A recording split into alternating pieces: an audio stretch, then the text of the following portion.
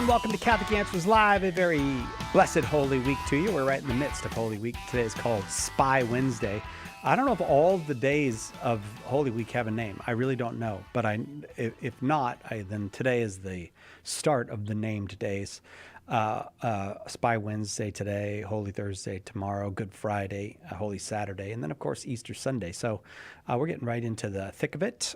It's going to be an Ask Me Anything today. So if you've got questions about Easter, about Good Friday, about all the events of that fateful Passover weekend 2,000 years ago, you're welcome to call.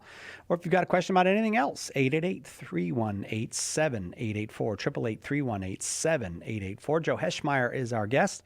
He's an apologist here at Catholic Answers, writer of a whole bunch of books, including The Eucharist is Really Jesus and Pope Peter and a man named Joseph, Guardian for Our Times, a whole bunch.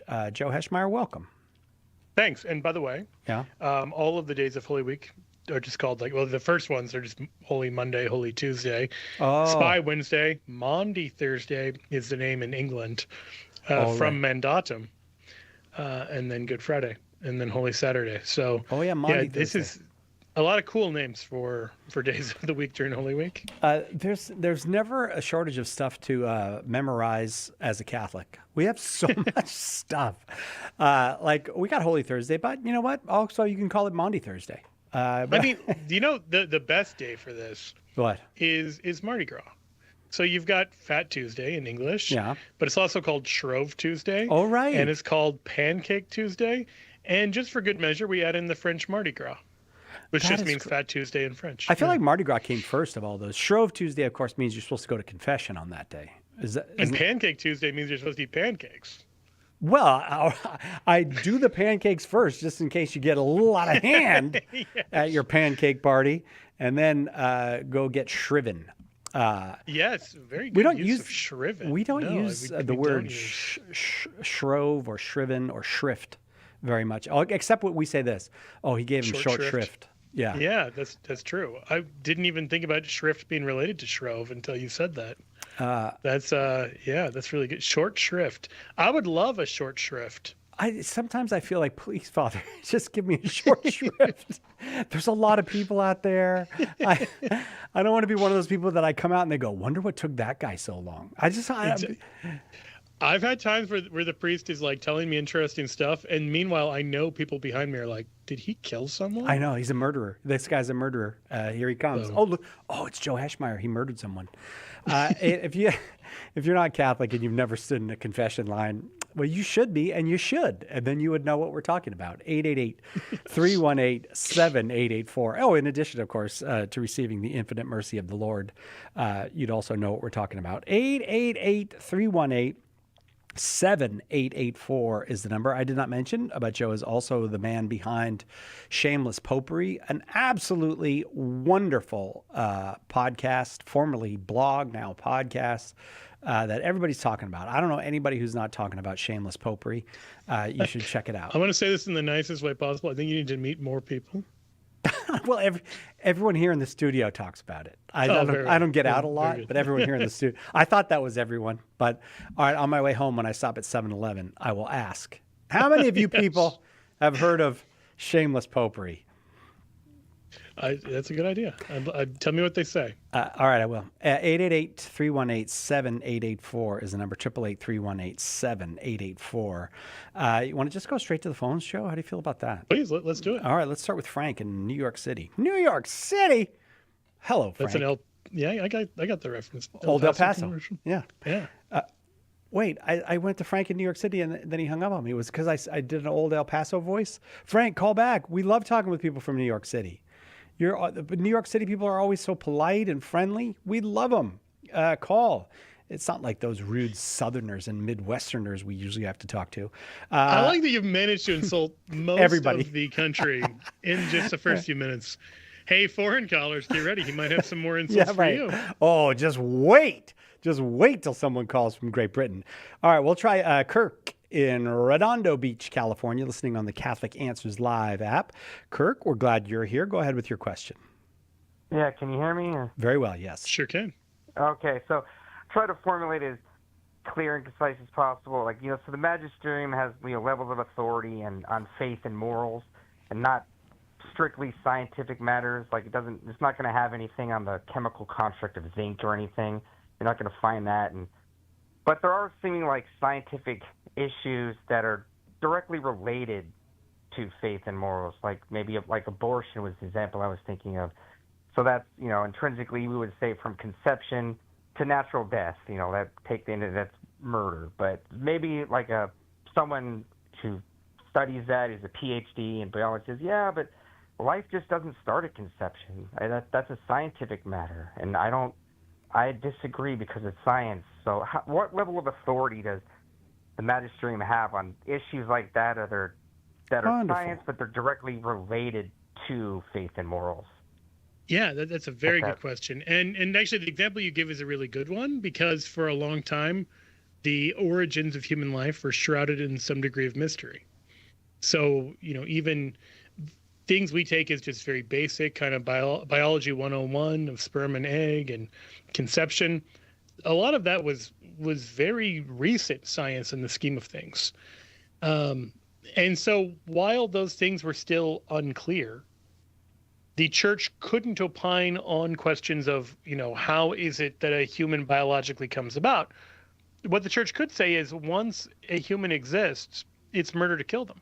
Once a human organism is brought into existence, taking their life isn't a scientific question from a moral perspective. It is a moral and ethical and religious question. So you can have the scientific question, is X a living human organism? And then you can have the moral question, is it morally wrong to kill a living human organism? And so biologically, we know life begins at conception from a scientific perspective. And the church has stated this with, sufficient clarity, but not by its own light. Just saying, given what we know, this is what we mean when we're talking about a human life. So a scientist can't tell you, when a soul is present. But if you understand the soul as the form of the body, then as soon as you have a living body, you have a soul. And so science can tell you when you have a living body. There are these tricky cases, and I can think of two. One of those would be the very precise moment of conception. So the moment of conception when you have something like in vitro fertilization, where you can start to fuse sperm and egg and then stop and undo it. This is one of the many ways we try to play God with this process. And we can't tell you down to the exact millisecond right now. We can say once sperm and egg are fused, you have a living human organism, and therefore this is a human being worthy of all the respect and dignity any other human being is owed.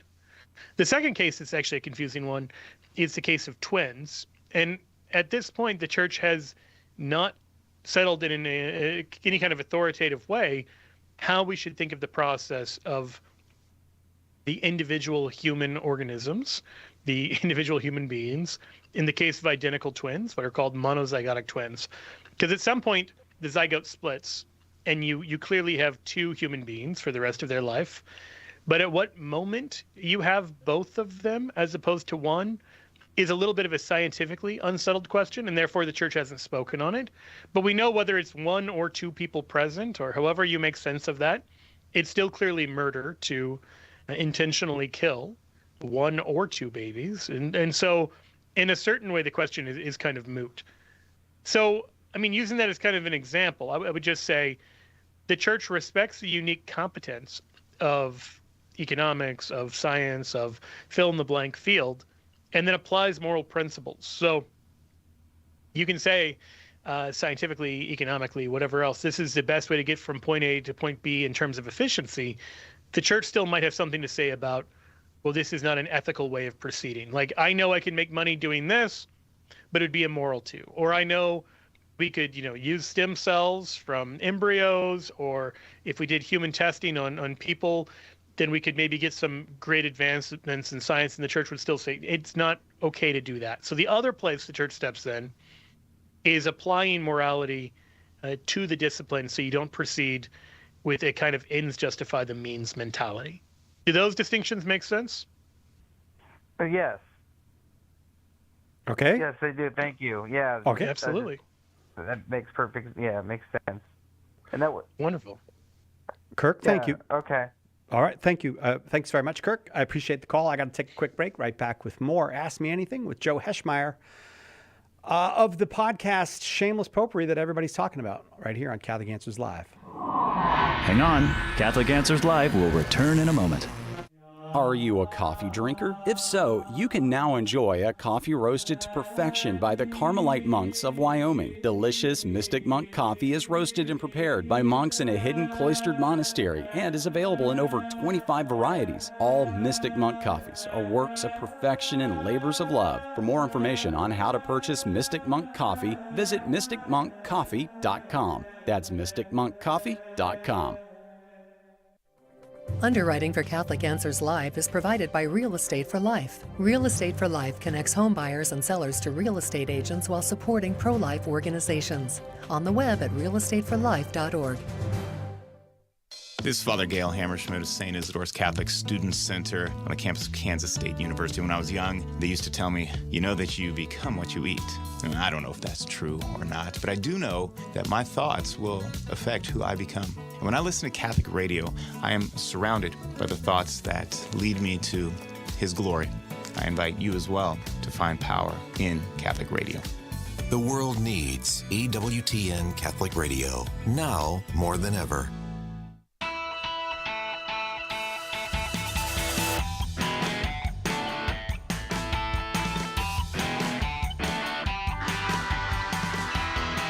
Welcome back to Catholic Answers Live. Joe Heschmeyer is our guest. All our lines are full, so let us put Joe Heschmeyer to work. We've got Frank back in New York City. I find a lot of people in New York are frank. Oh, they can be quite frank. That is true. I bet he's never heard that before either. Is that the first time you've heard your name used that way, Frank? I've heard when I meet somebody named Frank, 2 Franks, no mustard. So, I mean, you're probably pretty close to Nathan's hot dog Coney Island 4th of July extravaganza there, right? Isn't that is that on Long Island or where? I guess. Yeah, Coney. I think Coney Island. Coney Island, yeah. Coney Island. That makes sense. It's right there in the name. Yeah. I don't actually know where Coney Island is, but it's over there. If you go across the thing and you go down that, then Coney Island's over there. Yeah, it's like in Brooklyn. Yeah, that's what I was That's what I was saying. Brooklyn, right? Go ahead, Frank, with your question.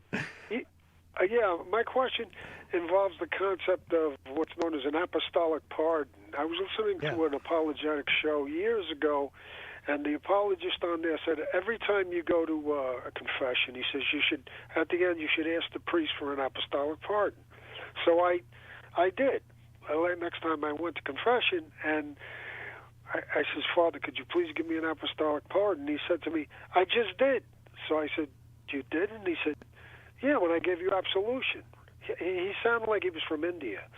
So I says, okay. So I walked out, but I still, I don't think he even knew what it was, and I still don't know what it is. And I was told that many priests, it's an old tradition, and many priests, especially if they're young, they don't even know what it is. So could you expound on that for me, please? And how do you get it, and what does it do? Yes, I'd be happy to. So what is called the apostolic pardon in some contexts is also called the apostolic blessing. And it is related to, it's a plenary indulgence given to someone in danger of death. So it's not normally given when you just go to confession. It's ordinarily given when someone is on their deathbed. The document that deals with this, the Apostolic Constitution of Paul VI, Indulgentiarum Doctrina, which is all about indulgences, has a special provision in there. It is norm number 18, where it says, to the faithful in danger of death who cannot be assisted by a priest to bring them to the sacraments and impart the apostolic blessing with its attendant plenary indulgence, and so on and so forth. And so what it's referring to there is the fact that in the ordinary case, when someone is on the verge of death, they are given last rites, as it's sometimes called. They're given the anointing of the sick. And if they appear to be facing death, they can also be given this apostolic blessing or the apostolic pardon. That is not the same as the forgiveness of sins and confession, because this is related to the penalties when it comes to purgatory. So you got this twofold consequence of sin. When you sin, when you commit a mortal sin, you cut yourself off from God. That's the eternal consequences of sin. You also do damage to yourself of the kind that ordinarily takes some process of purgation to heal. Purgation in this life or in purgatory. And so confession, and anytime you're forgiven your sin, that's still in the first category. You're being cut off from God. So now you're no longer cut off from God. But even someone who's been forgiven their sins, there might still be something that needs to be worked out, that you have some disordered relationship, you have some corruption in your soul, you have some consequence owing to the damage that you've done, that you need to be purified. And so the apostolic pardon is a plenary indulgence, and like any other plenary indulgence, is targeting those who are already forgiven of their sins, those who are not attached to sin, and it's about releasing them from anything that would hold them back in purgatory. Does that make sense? Yes, that does make sense. And I would like to say, in relation to this, I came up with a concept. I don't know if the church would say this is legitimate or not, but we were taught, I guess, in physics class when we were younger, as far as purgatory is concerned, I came up with this concept of what we were taught, like that, you may remember it, every action has an equal and opposite reaction. Could that be applied with purgatory? You know, every time you do something evil, there's something attached to that on the same level. You know, does that make sense? I wouldn't put it. I think you're on to something in a way, but I wouldn't put it in quite those terms, for the simple reason that the ordinary effect of our actions can create a consequence that we can't possibly pay for. Like, we can do damage that we can never undo. And so, thanks be to God, we're not just paid back a sort of eye for an eye, you know, the action-reaction mentality. And that's kind of the baseline understanding of morality, that actions have consequences, and therefore, you know, the eye for an eye standard in the Old Testament was built on the fact there should be an equal and opposite reaction, partly because otherwise you can have an escalating series of reactions where I do something to you, you do something worse to me, and then I decide to get you back even worse, and it just explodes. And so eye for an eye was a way of limiting it to an equal and opposite reaction. But Christ calls us to something even more radical in terms of the forgiveness of sins. Now, what you've also highlighted there, though, is that actions have consequences. That when I do something, that can create a lasting impact. And that lasting impact can be for good or for ill, depending on what it is that I've done. Now, if I can give you, I don't know if you want a little bit of homework or not. There's a document John Paul II wrote. It's called an Apostolic Exhortation. And the name of it is just Reconciliation and Penance.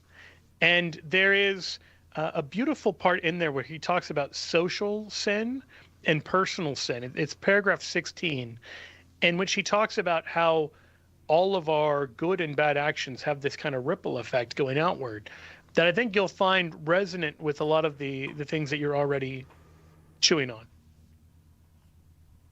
Oh, that sounds good. It makes sense. Does it? Like, say, you mentioned last rites before. When you get last rites, does that automatically mean that you're going to bypass purgatory? If you receive last rites and the apostolic blessing with the right spirit, you are contrite for your sins, and you've no longer held on to sin, either mortal or venial, then you receive those things, you will bypass purgatory. And that should be the goal, by the way, of every Christian. Nobody should be aiming for purgatory. Like, nobody wants to aim for summer school. Like, aim for graduation. Frank, thanks very much for the call. Joe Heschmeyer, our guest. All our lines full. On we go to Iowa. Anna is in Iowa. Welcome, Anna. You got a question for Joe? Hi. Thank you guys so much. Hi, Anna. Hi, Anna. My question... Oh, sorry. What? Oh, he said hi, Anna. We were saying hi. But his wife is named Anna, too. So I'm on autopilot saying hi, Anna. Yeah.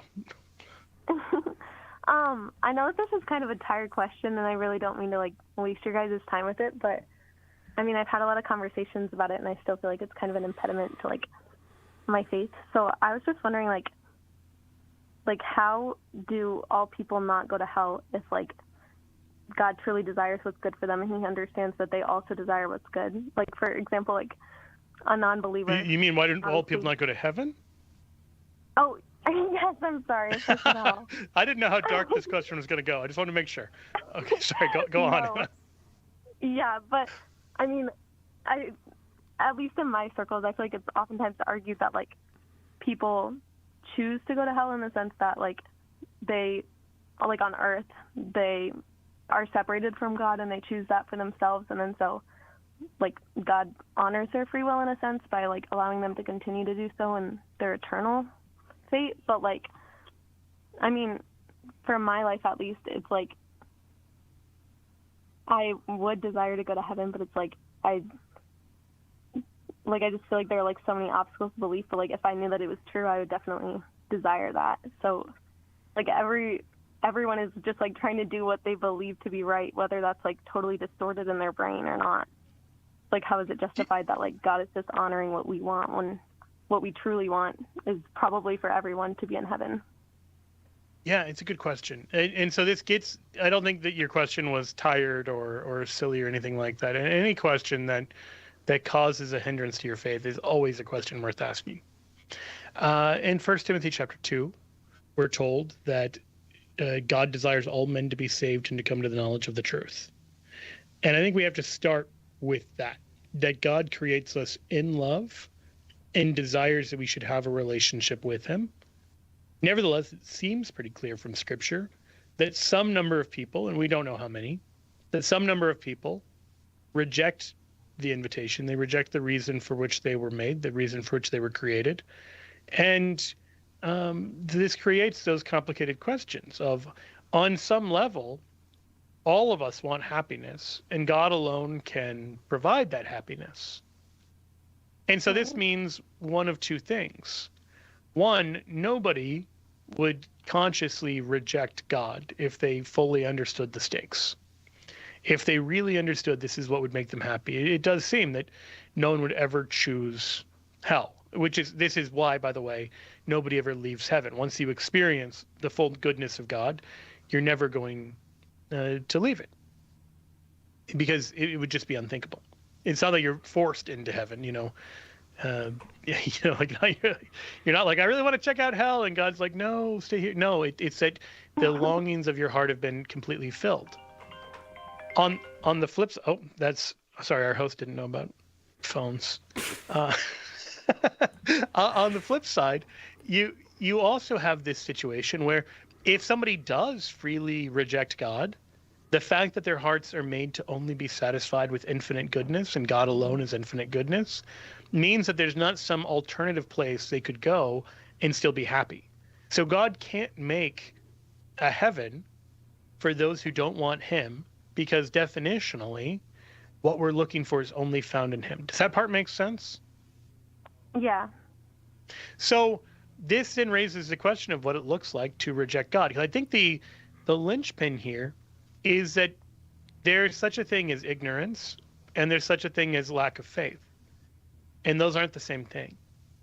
Because we can always say, I want more information, I want more knowledge, I want more and more and more. Ultimately, I want God to give me all of the joy of heaven without me having to trust him at all, because then I don't have to make any act of faith. I don't have to put any trust at all, because he's just delivering on all of his promises here and now, and I can see it for myself. But the Christian life is set up where there's always a certain amount where I have every reason to say yes, but could also find reasons to say no. I have enough to motivate trusting him, but could also give myself an excuse not to trust him. He always leaves us with that out, unfortunately. And as a result, he really does want us to trust him. So it's not just a question of knowledge. It's also a question of, when I have enough to say yes, what do I do with that? Now, God alone knows whether you've been at a place where you've got enough to say yes, and you're you're just being distrustful, or whether you're genuinely ignorant and don't know what it is you're being asked to say yes to. My point is just that there is a gap between the knowledge God wants to give us and the knowledge we want to have. And that he seems to leave that gap intentionally. He gives us enough reason to trust him, but not so much reason that there's no more room for trust. Last example I'll give that might help this. In a relationship, you give your spouse reason to trust you, but you don't go to such extremes that, if they want to go through all of your phone messages and everything, there might be a point where you say that's actually insulting to the act of trust. Sorry, I didn't realize we were coming right up on the break, but hopefully that's helpful in making that. If you'd like to talk about it more on the other side of the break, we can. Hang on if you like, Anna. Yeah. We'll be right back with more Catholic Answers Live. We hope that one of the things that we communicate here at Catholic Answers Live is that our Catholic faith allows us to be fully serious about all the problems we encounter in the church and in the world, but it also lets us have light hearts and maybe even mix in a bit of fun, and that is exactly what our good friend Joe Heschmeyer does in his popular podcast, Shameless Popery. You should check it out at shamelessjoe.com. Joe's got a deep grasp of the faith, morals, the teachings of the church, all that, but he's also got a witty conversational style. He entertains and he informs, but you will leave equipped to better answer the most common challenges, misconceptions, and questions about the Catholic faith. He's got insightful guests, he does on-air debates, and he takes a close look into all the things that you want to know about as a Catholic living today. You'll walk away knowledgeable and filled with joy. Look for Joe on his YouTube channel. Check him out at shamelessjoe.com or wherever you get your podcasts. And if you like what you hear, become a patron. Our Lord needs articulate defenders of the truth to spread the joy of the Catholic faith. Catholic Answers monthly giving club, Society 315, helps you fulfill the call in 1 Peter 3:15 to always be prepared to make a defense for the hope that is in you. For as little as $10 a month, you'll help Catholics grow in faith, bring lapsed Catholics home, and lead non-Catholics to the truth. Go to casociety315.com and join today. Each Catholic is obliged to spread and defend the faith by word and deed. Well, we're here to help. Join special guests Chris Stefanik, Dr. David Anders, Father Jeff Kirby, and all your favorite Catholic Answers apologists this September 25th through 28th in beautiful San Diego for the Catholic Answers Conference. Our theme, Go Make Disciples. Enjoy 4 days of faith, fun, and fellowship. Use promo code EARLY to save $50 when you register today at CatholicAnswersConference.com.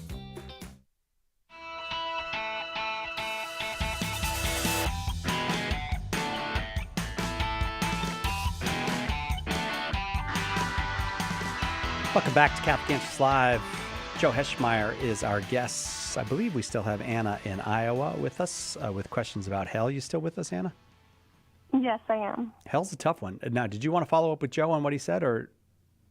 I would love to, if possible. Okay. Yes, please do. I would feel really bad if you were like, no, I just wanted to say goodbye. We made you wait. I was kind of hoping for a free book, but hey, whatever. All right, you're getting a free book before you go, Anna. But go ahead with your follow-up. Well, I was just gonna, I feel like what's difficult for me about that is that, you can, I don't mean you, but, it can be said that, that there's, enough for a person to, either believe or not believe based on whether they're willing to, make an active faith. But I feel like it's really difficult when it's, you're not just choosing whether or not to trust a being that you, do think exists. You're not judging almost, the character traits of that person and choosing to put your faith in that. It's more so determining whether something does or does not exist, and then from there it's a little bit more difficult, I guess, to just set reason aside, because usually when we're determining whether or not something is true, our reason is the only thing by which we can judge that. Well, I think even when we're judging if something's true, there is an act of trust, and this is, we don't often talk about it in those terms. But even if you said, I'm only going to go off of the latest, greatest, double-blind, peer-reviewed science, I'm still making an act of trust that the scientists in the journals are telling the truth about what their findings were. I'm not personally going in there and double-checking all the lab results. And it's possible they're not telling the truth. I mean, there's been several cases, and even the pretty recent past, where it's turned out The science was maybe not right because people weren't telling the truth about it. Or you have like the replication crisis and all this stuff.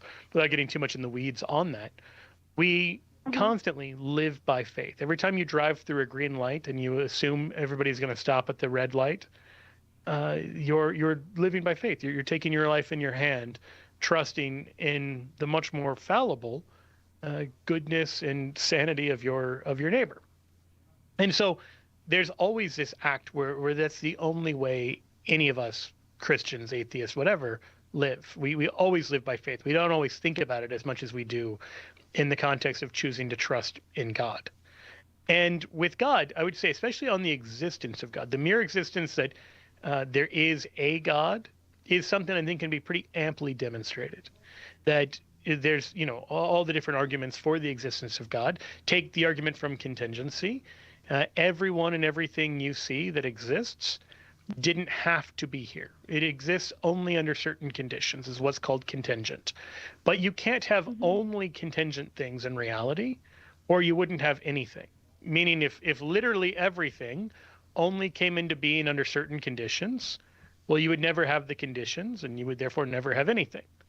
So there must be something other than what we see, something that is not contingent, something that the entire world depends on, the entire universe depends on for its existence. Now, much more could be said kind of on that, but my point is that you follow those kind of lines and you can say, okay, logically, there must be some kind of God.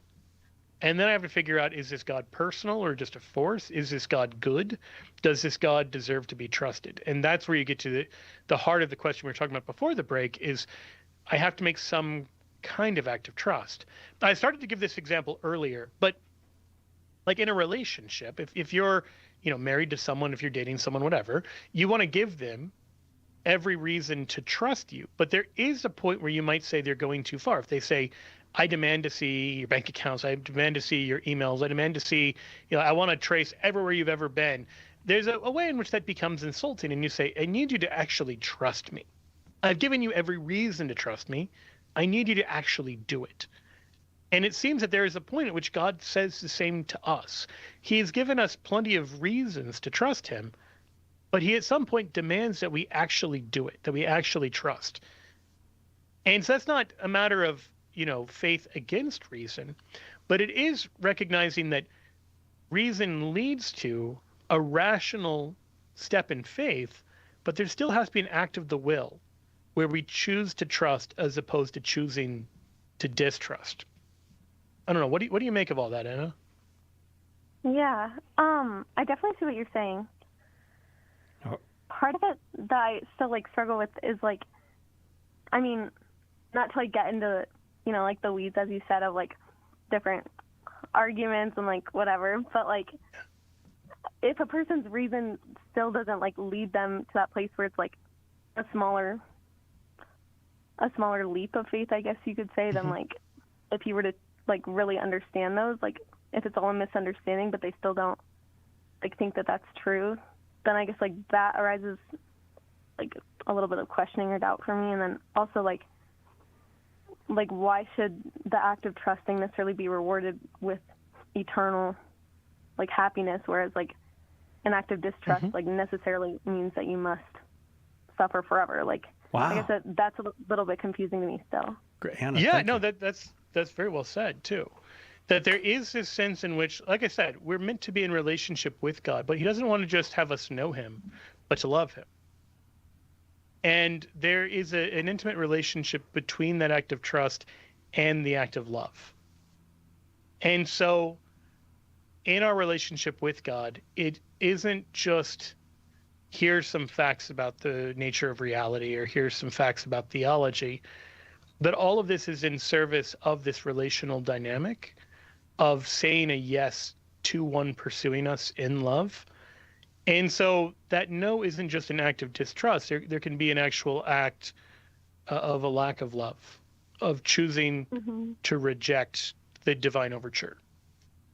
And so then understood that way, if there is one for whom, think about it, people talk about it in the kind of the romantic sense of a soulmate, oh, you've got this soulmate, and if you were to say no to them, you'd be unhappy forever. Now, I don't believe that at the level of romance. I do believe that at the level of theology, that there is one bridegroom of the soul. And if we say no to him, we're not going to find anyone else who makes us happy in the way that he does. And so that dooms us to a life of unhappiness by virtue of him being the only one who can satisfy us. But having said all that, I want to be really clear that the really hard questions about who has enough evidence and how are they judged based on that, thanks be to God, those are not questions that are left to us to sort out.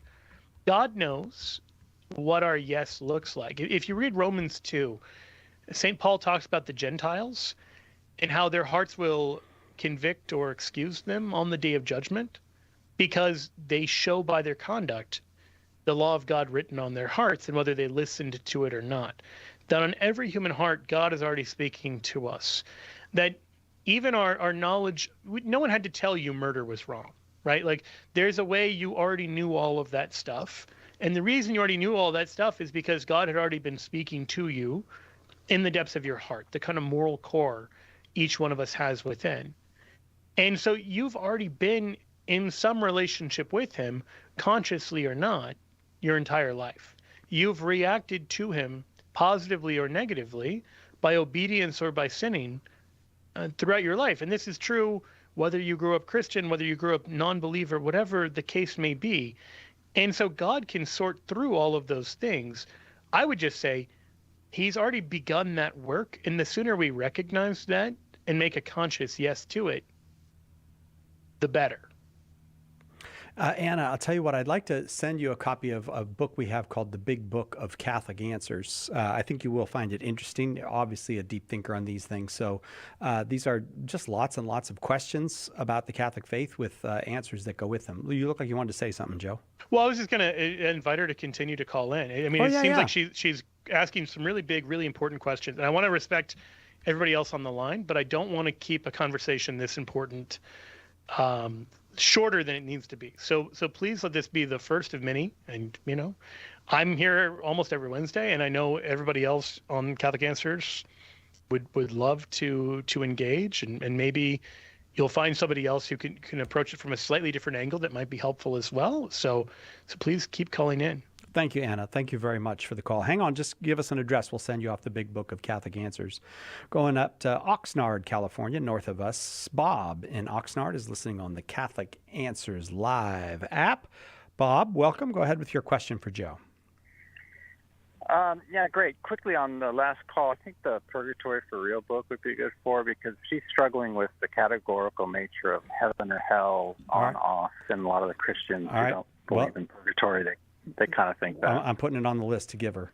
I like that callers are now giving other callers books. He gets 15% for acting as her agent. So could we also send Bob 15% of Purgatory is for Real? Charge So my question is, why don't apologists more frequently use the availability of confession as a Catholic apologetics called a sales point, when, you know, our confession so much more biblical, historical, and obviously beneficial than what you get in a lot of these other I don't know all of them, but like, you know, the Calvinism, it's like you're worried all the time if you're saved or not saved, and it just seems like this is a good point for us, and I hardly ever hear it mentioned. We hear about the Eucharist, but the flip side of that communion coin is really confession. So that's my question.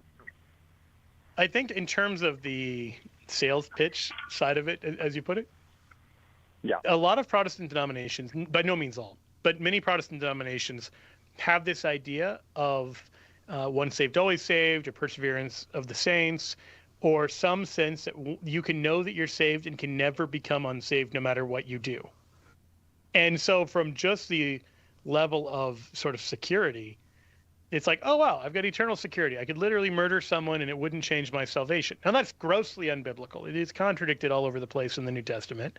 You have 2 Peter 2 that's written entirely about those who were ransomed by Christ who then deny him and are worse off than before. Hebrews 6 talks about that. I mean, there's plenty of places. Acts 8, you see an actual case of Simon getting baptized, coming to faith, clearly being saved, and then losing his salvation. You see these cases all over the place, but you have people who believe in that, so they don't think they need confession. And one of the ways that I think the enemy numbs us spiritually is convincing us our sin isn't so bad. Like, there's only two moves he really has. Either tell us our sin isn't that bad, we don't need confession, we don't need to be forgiven, or tell us our sin is so bad we couldn't possibly be forgiven. Those are the two moves that he has. And so when you're talking to anybody, it's worth discerning, where are they on that? Do they see themselves as a sinner in need of forgiveness? Do they think their sin is trivial, or that their sin is already paid for in a way that it's trivial to them? Or do they think their sin is so bad they couldn't possibly be forgiven? And then once you know that, I think you know how to approach with confession. And for many people, this is incredibly good news, because they realize they need to be forgiven, and they need to hear the words of Jesus announcing their forgiveness spoken through the priest. Other people are going to find confession to be a hurdle, because they say, oh, I can just go directly to God, I don't need to worry about it, or they're afraid to tell a priest. And so confession is a tricky one on a psychological level, because even though it's an act of mercy, there is still this need to acknowledge my sinfulness, and sometimes that doesn't feel great. So different personality types, different spiritual traditions, you might have a different sort of reaction to confession. Thanks a lot, Joe. Bob, absolutely, Bob. Thank you very much for the call. Can we, Bob, hang on. We want to get an address so we can send you. We're going to let the next caller figure out what Bob gets. Yeah, the next.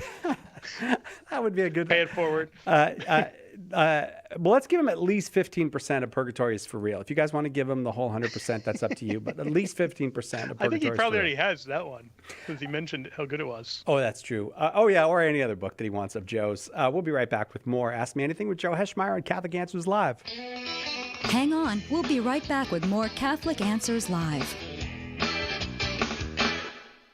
The Catechism defines evangelization as the proclamation of Christ and His gospel by word and the testimony of life. But what does that look like in real life? It looks like St. Paul street evangelists out in the public square sharing the good news. We're a Catholic nonprofit that starts conversations by handing out free sacramentals. Then we employ our method of listen, befriend, proclaim, and invite. Catholic Answers is supported in part by St. Paul Street Evangelization. Visit streetevangelization.com to learn more. With news from EWTN's Vatican Bureau, you can watch all of the important events from Rome, even if you don't have TV access.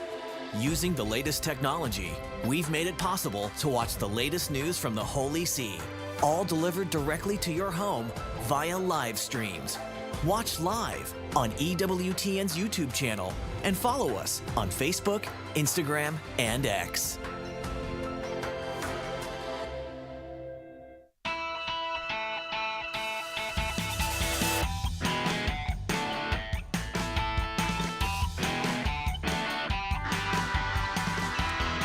Welcome back to Catholic Answers Live. I've been loath to mention the Rhine River Cruise because I thought our boss, Chris Check, was going to come in here and talk about it, but I haven't seen him. Maybe he'll come in later, but I haven't seen him yet. So let me talk about the Rhine River Cruise. Joe Heschmeyer will be featured on our Rhine River Cruise coming up in May of next year, May 2026. So we're giving you plenty of warning on this because the whole boat is going to sell out. We go on these beautiful ships. We're going to. I have never been on one of these, but and we start in Amsterdam and end in Basel or Basel or Basel. I'm not sure. I guess it depends on where you are, how you pronounce that one, but I'm going to say Basel. And you see Cologne and Dusseldorf and just so much of the heartland of Northern European Christianity. I get to visit so much of the history, including the tombs of the three kings, and it's just so much great stuff. Joe will be there. Chris Check will be there. I get to go this time, and Father Sebastian Walsh, the author of Secrets from Heaven that you hear us give out so often, will be our chaplain on this cruise. It's going to be magnificent. 25% sold out already, and we're still 13 months away from it. So just go to Catholic You can go to Catholic.com/cruise. That might be the easiest way to do it, or just type in Catholic Answers Cruise in your searching machine. It'll get you somewhere near there, but Catholic.com/cruise. Joe, the whole time I was saying that, you looked like you were going to interrupt me and say something. What is on your mind about all this? Repeatedly was going to add things and thought that's just a diversion, and then was going to find out what the other, I think it was like Catholic Cruise, but I couldn't remember the name of the website. Oh yeah. So we're a good pair there. Well, but yeah, Catholic.com/cruise. You can also look up Catholic Answers Rhine or Catholic Answers Cruises on the YouTube. Yeah. I mean on Google. I'm sorry. On the Sorry, YouTube? companion today. Well, yeah, whatever. Yeah. You can try YouTube, and I don't know what'll happen. If you would like to see 8 days of beautiful Europe that includes lots of Joe interrupting me in a completely unhelpful way, join us for the Catholic Answers. Well, I would just say for Rhineland anyone Cruise. discerning it, just go to Google Maps, look up Cologne, and look at how pretty it is, and then be like, I'd like to see that. And then come. It amazes me that 100% of the cabins are going to be with our folks. It'll be a whole Catholic Answers thing. We'll get to do talks and prayer together on the ship, all of that stuff. But 25% already sold. So check it out at Catholic.com/cruise. We'd love it if you would come. All right, we are heading to Joe's former stomping grounds, Overland Park, Kansas. I like the way you pronounce that. Or I didn't know if I should. Well, Basel or Basel? Overland or Overland? Overland. We say Overland, but it is pointing out, like, aren't all parks overland? But anyway. Oh my God! No, actually, not all parks are overland. Did you know that we have an underwater park in the United States off the coast of the Florida Keys? A huge. I did park. not know that. Yeah, it's a park underwater. I've actually dove into there. What's the past tense of dived there? Cooper. I'm sorry, I kept you waiting. Cooper in Overland Park, Kansas. Go ahead with your question. That's all good. Thank you, guys. I just wanted to appreciate Catholic Answers and Joe's podcast. They both helped to bring me fuller into the Catholic faith. Oh, praise God. So thank you guys for that. Beautiful. Thank you. Wonderful. Yeah, my question today is about free will and death. I've always heard, God takes you when it's your time, and I've heard a quote that says you're invincible until God's plan for you is run out. So that's like a reason we shouldn't be afraid as Christians. But I also have questions about how things like suicide play into that, because I would assume if suicide is a mortal sin, then how could that be part of God's plan to, gather us up into heaven? And then that kind of conflicts with what I've heard about the problem of evil as well, and that, God's not the evil one. Humans are the ones using their free will to do evil, and that can take people's life. And so I'm assuming that wouldn't be God's plan, because it's allowing somebody to commit a sin in order for that to happen. So I guess I just don't know how free will, our own free will and other people's free will plays into our life. Yeah, that's very well structured. When we talk about God's will, we want to understand it in two ways, because we can talk about something that's called the antecedent and consequent will of God, or his permissive and active will. There's other ways different theologians kind of formulate it. The basic idea is this. In one sense, everything that happens, God permits it to happen. He could stop everything from happening. So in one very broad sense of the will of God, he permitted it to happen, and he has some reason he permitted it, that he can draw some good out of the situation. That doesn't mean he desires everything that happens, because that includes every bad thing, every wicked deed, every horrendous evil. And so we can talk about his desire and then his permissive will. And so when someone dies, it could be that God desired this be the end of their life and that they come home at this point. It could be that he permitted them to take their own life, or someone else to take their life, or any number of bad decisions to intervene. Even if you stop short of obvious cases like suicide, if somebody's like texting while driving, are we going to say, oh, God willed that they do that so that they could die and go to heaven? No, that's not how we understand the will of God accurately. So this is one of those phrases that gets kind of thrown around that doesn't have good theological roots. Now, God permits every hair that falls from your head, every sparrow that falls from the sky, and every person that falls to their death to die. He permits that, and he'll draw good from it if we're open to him drawing good. But that doesn't mean he desires all of those things. Jesus can weep at the tomb of Lazarus, even as he's going to draw good from Lazarus's death, namely by raising him up again. Does that distinction help, Cooper?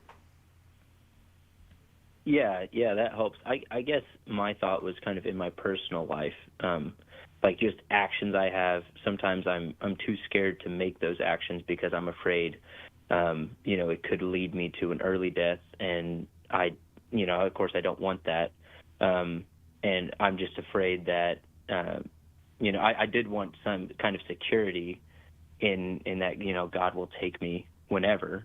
But what kind of action are you? I guess I'd talking about, like getting a motorcycle, or what are we talking about here? No. I sometimes, just scared of travel, especially by airplane. Oh, I'm not a big airplane guy. And so my thought is always, it's my free will decision to take that risk, I guess. And it's probably just not putting enough trust in God, but it's also, I think of those cases where your free will might play a part into it. Yeah, I mean, I don't know if this will help or not, but mile per mile, car travel is more dangerous than plane travel. So, I mean, maybe I'm not suggesting you should just go be a hermit in your house, but yeah, every time you go outside, every time you take a bite of food that's big enough you could choke on it, there's a sense in which you could be taking your life in your hands. And I think the solution to that is not to have an unhealthy fear of death, to recognize that when you die, you die. And if we want to talk about that in terms of your time being up, fine, I guess in one sense. But I think a better way to talk about it is be ready for the moment of your death to come whenever that may be. Because you don't know when God will call you home. You don't know when you'll die. But one thing that I think should be very clear, even if some action you take involves some like fluke accident and you die, that is, first of all, a very different category than something like intentional suicide or even recklessly endangering your own life. And second, it's not like any form of death is surprising God, where it's like, oh, you're here too early, heaven's not ready for you, or, my plan for you involved 27 more years, I don't know what to do with you now. It's not going to be anything like that. God knows right now what the end of your life is going to look like. And he knows how your free will is going to play into that. And so it is true that you don't need to be worried excessively about that. That doesn't mean you should be reckless. It doesn't mean you should be stupid. But it also means you shouldn't live, cowering behind the fact that you could potentially die. There are much worse things than dying. And you want to live a life to the fullness for God's sake. And that probably includes not excessively worrying about dangers that you don't have much control over. Okay, yeah, that's very helpful. Thank you. Good. All right, I'm happy to hear that.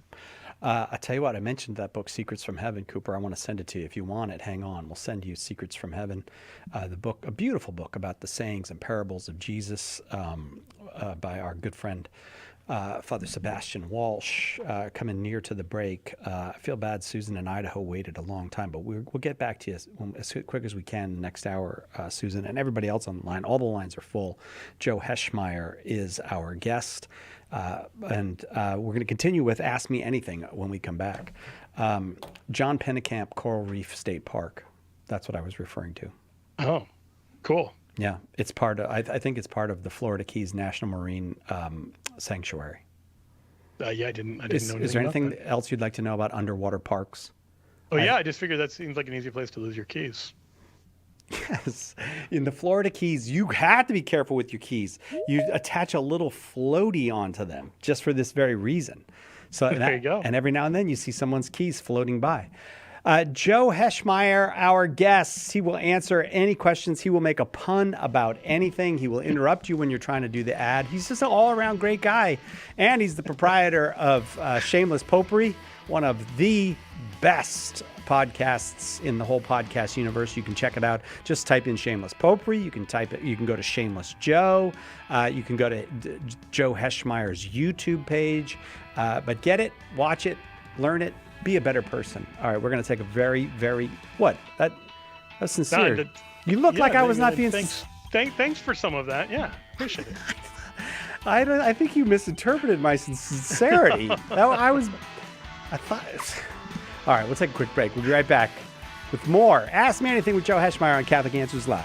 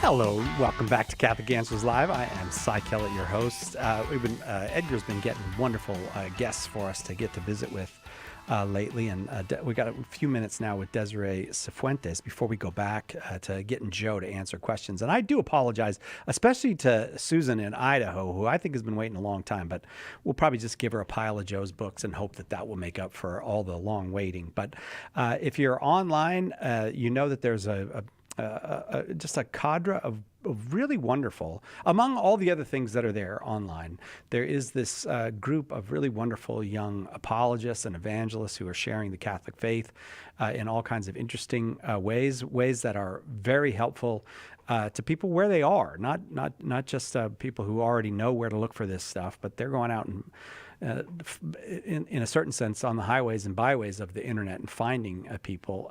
Desiree makes the Uncatechized Catholic, I don't know if my words are correct, podcast, but mostly I know it from Instagram. Desiree, thank you for being here with us. No problem. Thanks for having me, Joe, and thanks for waiting so that I can talk, Susan. Oh, did you want to talk to Susan? Oh, you're. I see. You're. Oh, you're. Yeah, I gotcha. So, are you? I'm right. You're mostly you do your work on Instagram. I do, yes. I am actually going to graduate from Franciscan University in 3 weeks, and then I will get to pivot into the podcast space. So you're not wrong. You're just ahead of your time right now. Well, but I don't know if you know if they told this to you, but are you graduating with a degree in theology, or what are you graduating? I am, theology. So if you graduate from Franciscan University with a degree in theology, you automatically have a job at Catholic Answers. They just all, we got people all over here with that degree. So I think you automatically get to come here. So tell us what you do on the Uncatechized Catholic. First of all, what does that mean, the Uncatechized Catholic? So Uncatechized Catholic is what I used to be, and Uncatechized Catholics are who I am speaking to. Okay. The super brief background of my life as I was raised Catholic, but I was not very well catechized. And so there was much of my adult life experience sort of trying to come to grips with my faith and to understand it and make heads or tails of it. After I had a profound reversion experience, I really wanted to understand the why of my faith, because my reversion was very emotionally charged, and I thought my emotions are for me, but if I'm going to be able to convince anybody else of why this is correct, I ought to know why. And after trying to teach myself for years and years, I recognized that I was going to need to get a degree in theology if I wanted to catch up to my peers and have a good foundation. But not everybody should have to do that. And so I am trying to speak to those people who are seeking to further their faith, but are not going to be getting a degree to do that. And how's it going? I mean, well, first of all, how long have you been doing it? How long have you been on the air with the Uncatechized Catholic? I hit a year in January. I exploded January of last year. And what kind of response have you gotten?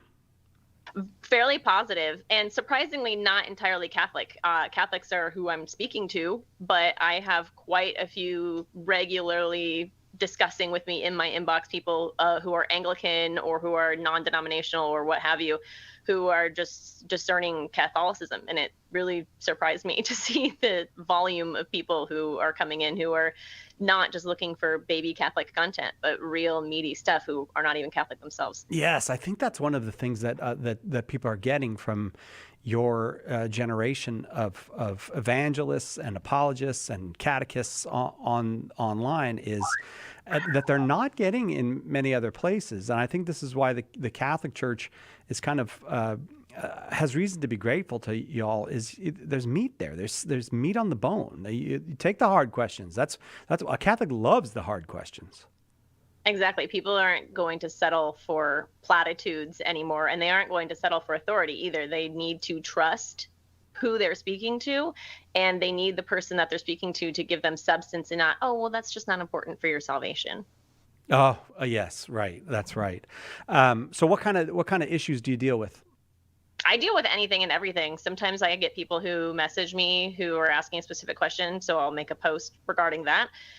Some of my most popular ones are philosophical, and that's sort of the sweet spot that I really try to hit. A lot of my stuff is done in the spirit and under the wisdom of the new evangelization, where I try to not just pull in theology and catechetical content, but balance it out with philosophy so that we can have a more complex three-dimensional experience with our faith and learn not only what we think, but how to think about what we think. Wow. And so, but how do you decide then? Are you doing these things because someone challenges you, because you're responding to something you saw posted somewhere, or maybe someone reaches out to you with a sincere question? Desiree, why don't you deal with this? Like, how are you coming up with these topics? It's all the above, and it's also whatever I'm encountering in my life. So for the past year where I've been wrapping up my degree, there have been a lot of times where I'm taking my metaphysics class or my Bible 1 class or just listening to Bible in a year, and I go, that is a really good thought. And then I'll sort of spin myself up about this thought, and then I go, you know what, I'll write this down, I'll make a post about it, I'll film something really quick, and I'll put it out there. You have a metaphysics class? I did. I took metaphysics last semester. Do not cheat in the metaphysics class. Do not gaze into the soul of the person sitting next to you. Absolutely not. That is an old Woody Allen joke. I cheated on my metaphysics exam. I gazed into the soul of the boy sitting next to me. Oh, sorry about I am that. way too young for your references, Si. But it's just... Yes, you are. But that's part of your value, I have to say, Desiree, is you're not a boring old man quoting Woody Allen from, I think that's a 1960s joke from Woody Allen, really. Probably. Yeah. So, I mean, that is an advantage, don't you think? The fact that that you come from a generation that's actually searching and questioning, and you're there in a relatable way with them.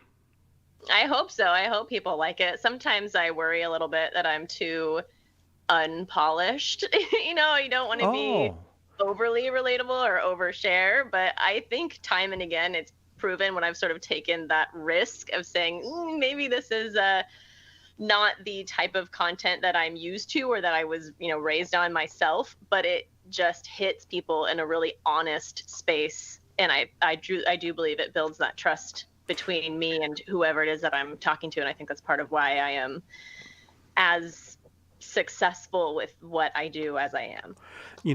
I know of a lot of 6th graders, 7th graders, 8th graders who have said, some I've known myself, but some I've just heard about from other people, who have lost their faith at a young age because of what they've engaged with on TikTok or Instagram or any of the online stuff, because they're not ready for some of the challenges. And that's okay. You're supposed to be protected from the challenges at that age. You're supposed to be formed before you get deformed. Do you have young acolytes, young people who are accessing your content? My demographics are primarily millennials and Gen X, but my third most common are the Gen Alpha that I can only assume are older. You're supposed to be like 13 or 14 to have Instagram. So, who knows what age they said they were, but I can tell they're there. I can see them. Okay. So that's what I don't know any of those Gen things. So I know who the baby boomers are. After that, I'm not clear on any of the rest of it, but the Gen Alpha, those are the young teens today. Right. And they'll consume your content. They want that. A little bit. Yeah. So my third place consumers. My number one are those millennials, the babies of Gen X, and then Gen X are the babies of the boomers. So. Oh, yeah. Okay. All right, I got you. It's all starting to come together. So you were at the break when I got to speak with you a little bit. You were talking about this paper you're working on, or you've completed. But I'm interested in, and I hope you'll turn it into an article, maybe for us, about. Actually, I guess the question is it the question you tackled, is it even possible to do online evangelization? Essentially, yeah. Is it possible genuinely to evangelize online, and if so, how? All right. The topic of the thesis. All right. I'm going to say yes, and this is what I think. Yes, and how is complain about the Pope. 100%. Okay, it works really well for those rad trad groups, Oh, you just got mean there, Desiree. How do you? All right. So what works? What works for online evangelization? So where I looked was actually papal encyclicals. I think that in many ways they're an untapped resource of wisdom that the laity can be turning to, and I don't think that enough people do. So I looked back to encyclicals, and I started with Vatican II because everything that I do approaches with that spirit of new evangelization. Just seeking to serve Catholics in a missionary sense comes from the new evangelization itself. But as I was reading encyclicals, you will see that they're very referential. They have a lot of footnotes, and every time it referenced a different encyclical, I would print that off and add it to my stack to read. Oh, great. I have a stack of encyclicals, honestly, that's almost a foot tall. I'm looking at it right now, that I printed off to read because I can't stare at a screen and read them all the time. But I got all the way back, I think, to 1936, ? Vigilante Cura is the oldest one that I read. And that one was Pius the 11th. Is that? Yeah, I think so, yes. Yes, and it was made in response, it didn't say this directly in the encyclical, but you do your research and you know, it was made in response to the scandal in Hollywood, primarily and arguably surrounding Fatty Arbuckle. Are you familiar with that story? Yeah, he got railroaded. Yeah, so he was not living a very virtuous life, and it certainly caught up to him. Whether or not it deservedly is, who knows. But everybody was saying at the time that Hollywood was a cesspool, and it was, awful, and it was just full of terrible people, and you shouldn't even be, involved with it or engaged with it, which is what most people say about the internet now. And yet now we can also see that movies and radio and television have all been used for good. You see it with everything that's come from those things, touching stories and what have you. And so that is sort of the attitude that I took toward that beginning answer of the question is, so of course you can, even though there are plenty of people who say, get off the internet, get a dumb phone, things like that. Yeah. Until aliens come, I think the internet is sort of the final frontier for evangelization, and getting on it and doing it well and harnessing the power of the internet for good is the best way to do it. And so you see it in Vigilante Cura and in Miranda Prorsus, where it says we have an obligation to take these things and to interact with them well, and to intentionally not interact with or watch, when it was discussing the movies, things that are bad for us, and to do what we do in these spheres with top talent. And it talked about the importance of investing in talented people who have the skills and the proper tools necessary to put out really good content, so that we're not putting out stuff that's subpar, or like, Trent Horn making videos from his closet or anything like that. You want to invest in like a good studio.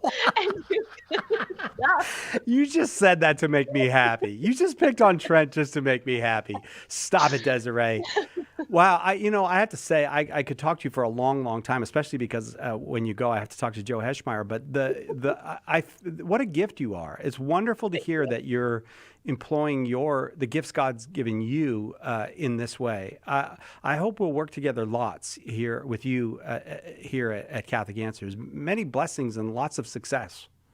Thank you so much. I appreciate that. And if I may, I will tell people that you can find me at Uncatechized Catholic on basically every platform. And in a few weeks here, I will be pouring a lot into YouTube. And in just a few months, I'll actually be part of a podcast that is bringing encyclicals to the people. It's going to be called Pope Brain, and I'm doing it with a couple friends of mine, Marie and Brian, who are also online at Catholic Caritas and Catholicism.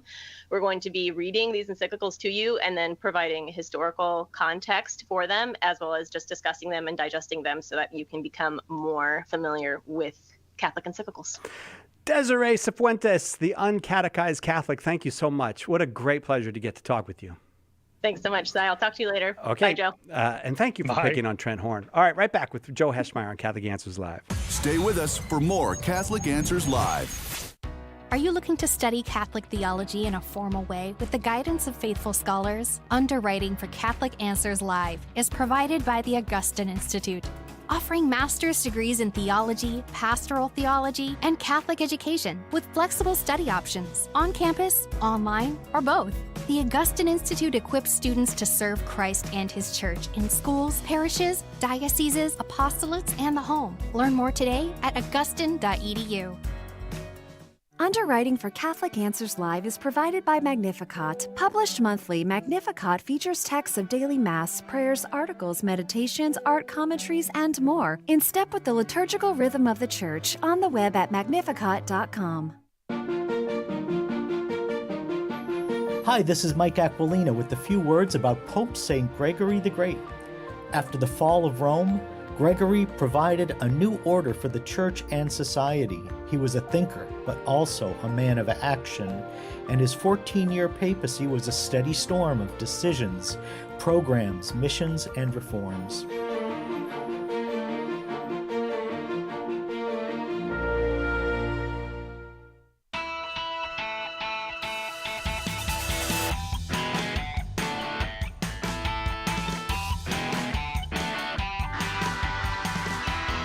Welcome back to Catholic Answers Live.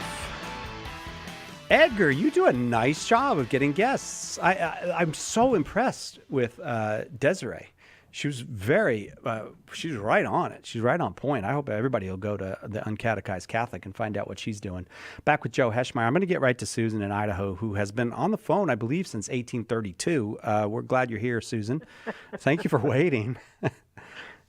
Am I on now? You're on now. You sure are. Yes. Okay. Waited right through the Civil War and the First World War and the Second World War, and you're finally here. You're waiting through size stand-up act. How did you know my age? How did you know I was that old? I didn't mean that, Susan. I apologize. Well, I am old.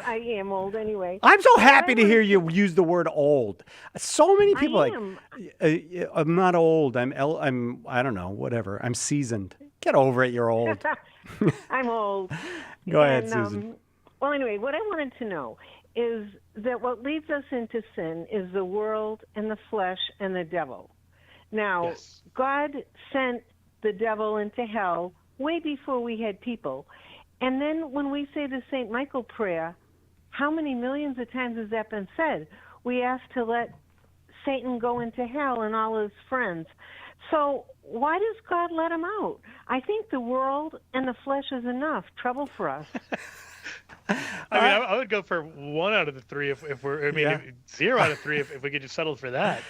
No, this is. Yeah, why does he let him out? Why? It's a good question. Like, why is the devil allowed to do what he's allowed to do? There's a few things that we should say at the outset. The Catechism makes clear in paragraph 395 that the devil is not infinite.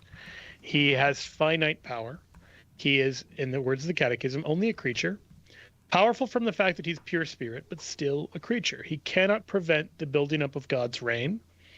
Although Satan may act in the world out of hatred for God and his kingdom in Christ Jesus, and although his action may cause grave injuries of a spiritual nature and even indirectly of a physical nature to each man and to society, the action is permitted by divine providence, which with strength and gentleness guides human and cosmic history. It is a great mystery that providence should permit diabolical activity, but we know that in everything God works for good with those who love him.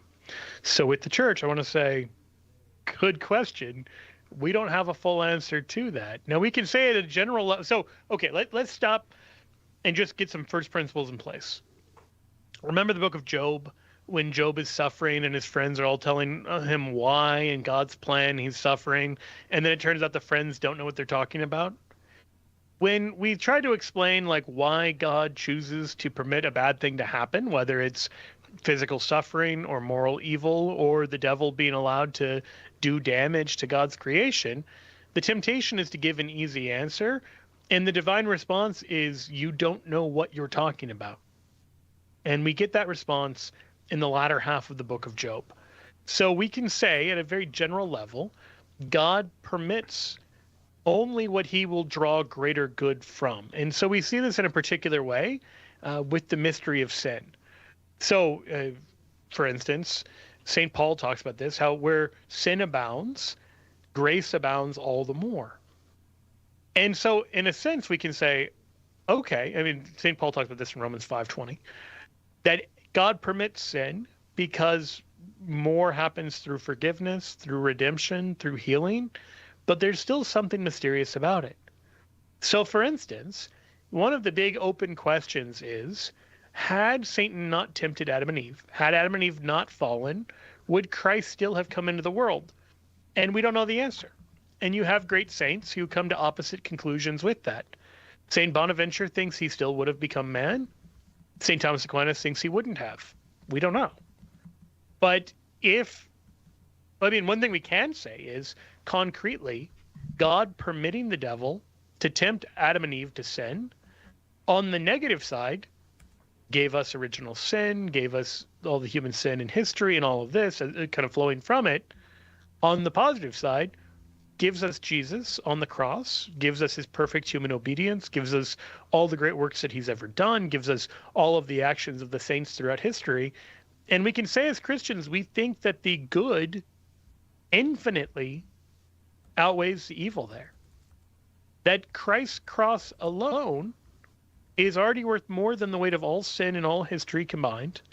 And then you add to that all of the holy deeds every saint has done down through the ages, deeds which maybe wouldn't have happened were it not for the reality of sin, were it not for the reality of demonic influence. And so it's hard to create a sort of hypothetical counterfactual because we don't have the tools to say how things would have looked in some other version of reality, because that other version of reality doesn't exist. But we can say concretely that even though a lot of wickedness happened, even more good came out of it. Does that make sense, Susan? It does. And can I ask you another question that's unrelated? Lee, you've waited long enough. You can do whatever you want. Yeah, I was going to say, the longer I was holding on, the more questions I kept thinking of. But I'll only ask you one more. Recently, one of the readings, I think it was a gospel reading, Jesus said that he was preparing a place for us in heaven. I'm so glad you asked about this. This is one of my favorite readings from John 14. And I'm thinking, every time I hear that, I think, what has he got to prepare? He's not changing the bed. He's not running the vacuum. He's not adding another room on with a hammer and a nail. How do you know? It's all there already. Yeah, it doesn't sound like it would take that long to prepare all that, even if he did have to. I mean, besides the fact that he's God, he's also a carpenter. You think the combination of divine omnipotence and carpentry. You think, but I would think it's already there. I'm happy to give you the actual answer. So Jewish weddings were in two stages. So you don't have bachelor pads in the first century. And so when young men would get married, they typically would live with their parents before the wedding. And then once they got legally married, they were married in the eyes of God. This was called the Kiddushin. They were consecrated to each other. That's basically what the term means. It comes from the Hebrew word for holy. They then had anywhere from 3 months if their bride was a widow to a year if the bride was still living with her father, in which they would go and prepare a home for their new bride. So we see Mary and Joseph are actually in this stage when the angel Gabriel comes, which is why there's this confusing language where it says Mary and Joseph are betrothed, but betrothal isn't a thing in ancient Judaism.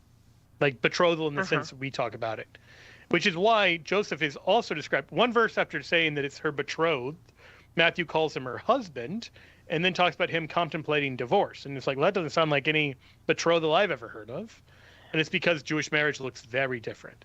And so this is the whole reality. One of the reasons we know Mary's a perpetual virgin is she's legally married to her husband and is still a virgin when the angel gets there. And when she sees an angel and the angel tells her she's going to bear the Messiah, the part she finds most surprising is that she's going to be pregnant as a married woman. And you're like, something is weird about this marriage.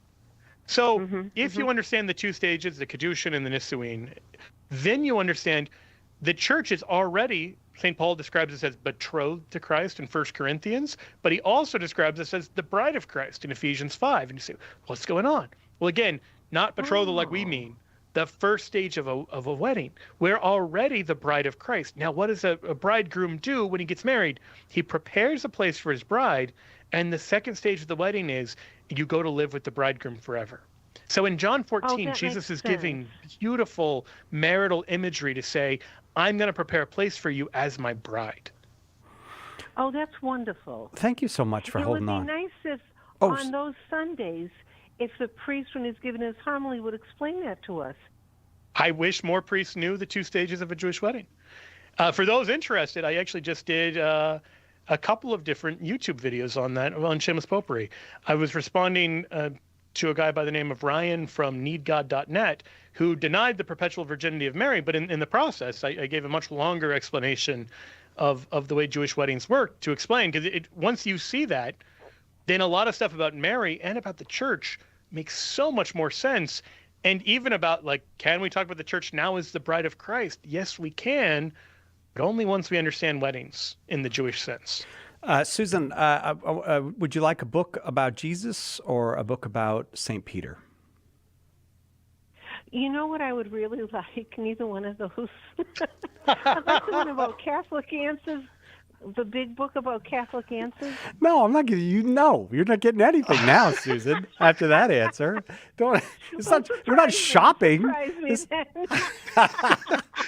Yeah, I'll tell you. Another hour and then give it to her. Multiple choice. I'm always good at multiple choice questions. All right, Susan. Essay questions. I'll tell you what. Would it be okay with you if I sent you the big book of Catholic Answers and the book about Jesus and the book about St. Peter because you waited so long? Oh my gosh! Yes, definitely it would be. All right, that's not an Idaho accent you have.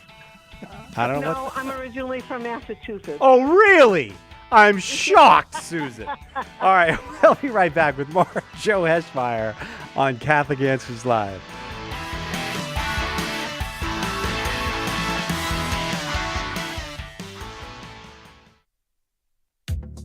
Have you ever wondered about the mysterious, even obscure aspects of the Catholic faith? Dive into the Jimmy Akin podcast, where Jimmy brings together information from many fields as he pushes the boundaries of apologetics. Tune in today to the Jimmy Akin podcast, Mysteries of the Faith, a highly entertaining, informative, and at times humorous show that will help you grow in your faith. Visit JimmyAkinPodcast.com today to subscribe. Lots of people have big questions about Catholicism. It needs a big book of answers, and now it's got one. The Big Book of Catholic Answers is filled with helpful replies to more than 250 questions about the faith.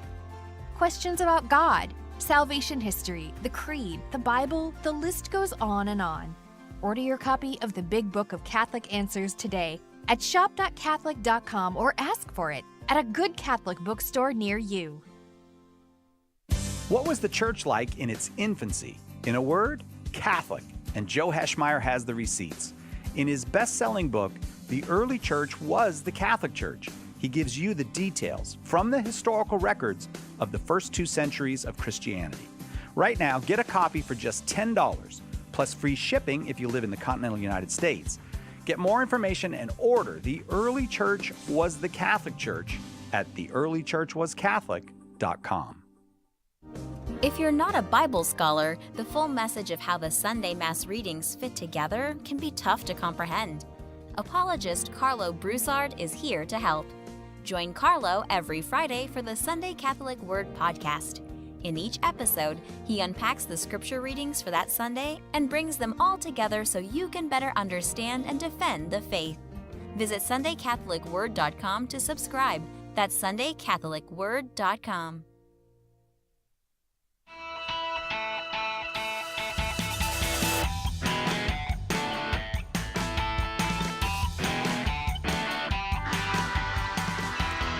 Welcome back to Catholic Answers Live.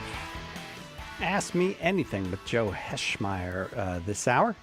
And up next, we're going to head down to Florida, where I don't know if you know this, but they have an underwater state park in Florida. Josh, watching on YouTube, welcome. Go ahead with your question. Howdy. First of all, I want to say I'm a big fan of Joe Heschmeyer's videos. So I'm a practicing Catholic. But for the past 5, maybe 6 years, I've been flirting with the idea of converting to Orthodoxy. I've been even today, I still go back and forth between going to Catholic Mass and accepting the Eucharist, and going to accepting the sacraments in the Catholic Mass, and then going and just observing an Orthodox liturgy. And I will be going to Orthodox liturgy for Pascha for Easter. But I want to give Catholicism its due. I've been studying a lot, and honestly, Joe, your videos were very helpful in strengthening my Catholic faith. But the two questions I really have, and these are the 2 things that I have to give up if I am in order to become an Orthodox, is papal infallibility and the filioque. And I want to focus more on papal infallibility. And the biggest question I have was, I understand from your videos explained infallibility through a biblical lens, and I that one kind of opened my eyes. But one of the biggest things was it was papal infallibility, as it is defined in Vatican I, practiced in the early church before the schism. And my kind of follow-up to that is, are the popes above an ecumenical council, and then can they add stuff to the creed? Great. Good questions there. I think it's maybe important to define a couple things, because when people throw around Vatican I, I don't know what they think Vatican I is saying about the papacy, as opposed to just saying papal infallibility. Because sometimes there's kind of an exaggerated view of the papacy ascribed to Vatican I. So I want to just be clear at the outset. When we're talking about this, Vatican I doesn't say ecumenical councils are redundant or unnecessary, right? It is an ecumenical council. It's not an anti-council refuting itself, something like that. So if somebody understands the Catholic claim of the papacy to mean the Pope settles everything by himself in his own capacity, and so ecumenical councils are redundant, that's not the view of Vatican I, Vatican II, any ecumenical council, any Pope. There is an important role the Pope plays in relation to councils, but we don't think the Pope gets rid of all other forms of authority, whether that be the local authority of the bishop or the authority of ecumenical councils. And so frequently, people asking about this are asking about a view of the papacy that has never been true. And I just want to make that clear at the outset, that what we see when we see papal authority in the early church and today is a more dynamic process where the Pope has legitimate authority, and that legitimate authority is recognized, but it's not the only authority that's around. And I just want to make that very clear, because that is the actual Catholic position, whether we're talking Vatican I, whether we're talking today, whether we're talking the early church. Second, if you want a good book on this, Eric Ibarra's book on the papacy is very good. And I actually have not read, I don't admit I haven't read Michael Lofton's book, Answering Orthodoxy, but I think we can give you a copy of that. I know he also has done a lot of work in this area. I just know Ibarra has, I think it's chapter 8 of the book, is all about what we find in terms of writings about the papacy in the early church. So when we talk about that, we can see pretty clearly, to give one example, Irenaeus, in about the year 180 in Against Heresy's book 3, chapter 3, talks about the necessity of agreeing with the Church of Rome on account of what he calls its preeminent authority.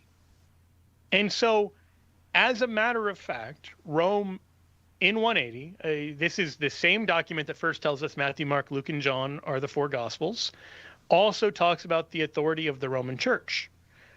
And if that's true, if it is a matter of necessity to agree with the Church of Rome, he doesn't just say, I think the Church of Rome happens to be right on this or that issue. He speaks of it as inheriting authority from Peter and Paul and carrying on this authority in the broader church. Understood that way, that's everything you need to affirm Vatican I. Because you can't simultaneously believe it's a matter of necessity to agree with the Church of Rome in issues of faith and simultaneously hold that the Bishop of Rome is teaching binding error in matters of faith. Like, those two claims can't both be true. So we see like the whole principle of papal infallibility, in essence, laid out right there. Now, there's much more that we see kind of as we go along through history. Since you asked about ecumenical councils, one place I would point you that I don't think that there is a good Eastern Orthodox answer to is the so-called Second Council of Ephesus, aka the Robber Council, in 449. Now, on the surface, it appears to be a valid ecumenical council. It's got delegates mostly from the East, but there's also a papal legate who's there, and it announces heretical stuff in the name of the church. And the reason it's not recognized as an ecumenical council isn't because it didn't have all the trappings of an ecumenical council. It's because the Pope's legate, not even the Pope himself, but literally the guy the Pope sent, says contradictator, like I contradict, and unilaterally rejects the council, goes back, and the Pope declares it a robber council. And today, this is accepted by both the East and the West that this is not a valid council. And the only reason to reject it, other than you disagree with its conclusions, but that's circular. If you say councils are binding unless they're wrong, then they're not binding. So it's councils are binding unless the Pope says they're not. So does the Pope have an authority in relation to an ecumenical council? As of 449, East and West both said yes. And you can't explain the 7 ecumenical councils if you don't accept that, because the next council, Chalcedon, contradicts the Robert Council and shows the Robert Council to be false. And in the process, there's what's called the Tome of Leo, where the Eastern Fathers who are present at the council say that Peter is speaking through Pope Leo. So just as a matter of history, you've got all that. Then the last thing I'd add, there's no question historically that Peter has a special role in relation to the other apostles. There's no question historically that this is carried on by the Bishop of Rome. East and West actually agree on this point. And so if that's something Jesus established, and if he intends that to be part of the DNA of the church, something that's lasting and enduring, well, then we know where to go. Like, we know where to find that. And then actually the very last point, sorry, I said the last point. I don't see a principled basis upon which someone could reject Catholicism and then determine whether they should be Eastern Orthodox or Oriental Orthodox. And if they're going to be Eastern Orthodox, whether they should be Russian or Byzantine or Serbian or fill in the blank. Because on matters of theology, as well as just excommunicating one another, you find some pretty huge divisions. There's a principled reason one should be Catholic. I don't see a principled reason to choose any one of those over any of the other contenders at that point. Did that help you? Yeah, that makes sense. That makes a lot of sense. That answers a lot of questions. But one of my biggest questions was the Council of Constance. There was one of the Orthodox priests brought it up, was like Hoc Santa, that it was the ecumenical council that settled the dispute about the 3 popes, and that was like the case of like the ecumenical council was above the pope, above the popes themselves.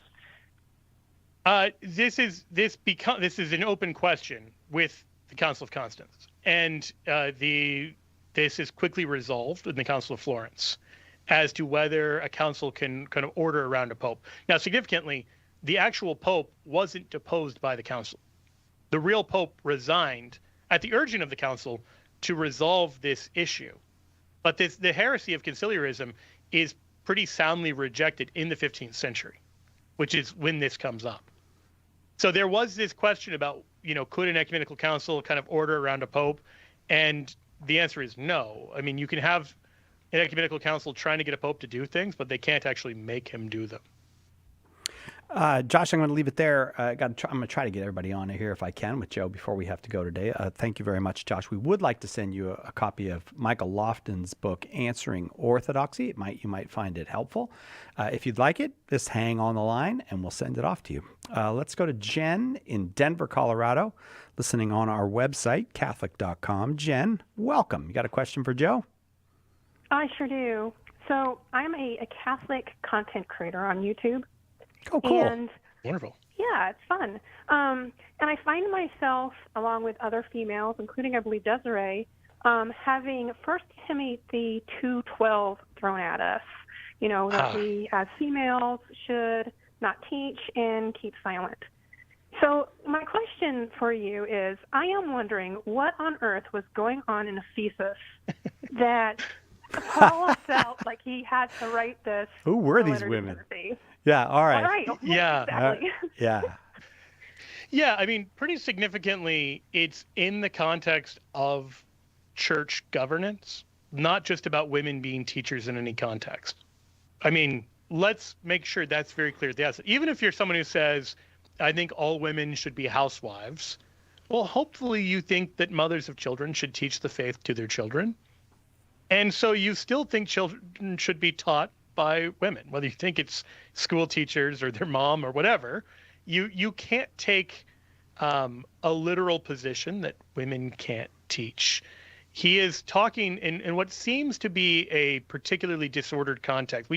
We don't have a lot of the details when it comes to Ephesus. We have much clearer stuff in terms of the church in Corinth, but because of some of the details that he mentions, it does seem that there are, he warns against anger and quarreling, about women being immodestly dressed. So we get maybe some hints at a certain kind of disorder that's going on. But he's not meaning to say like women can't be content creators. And he praises women elsewhere, like for instance, Phoebe in Romans 16:1.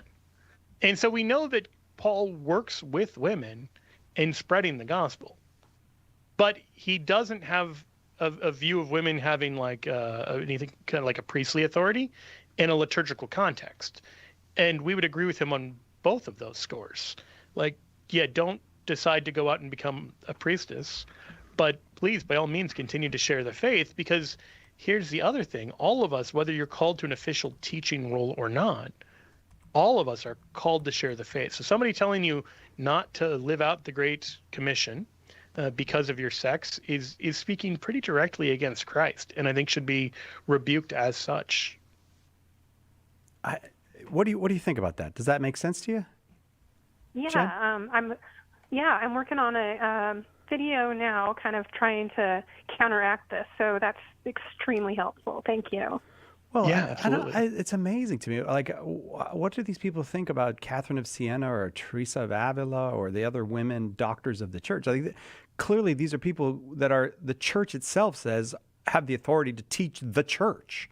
So Catherine of Siena is a great example because she literally writes to the Pope and says, "Esto vir," like be a man. Yeah. Because he's like being too cowardly to move the papacy back to Rome during the Avignon papacy. Yeah. And so she calls him, I mean, it really kind of attacks his masculinity in a certain way and does it very effectively while still being a docile, holy, religious sister and all that.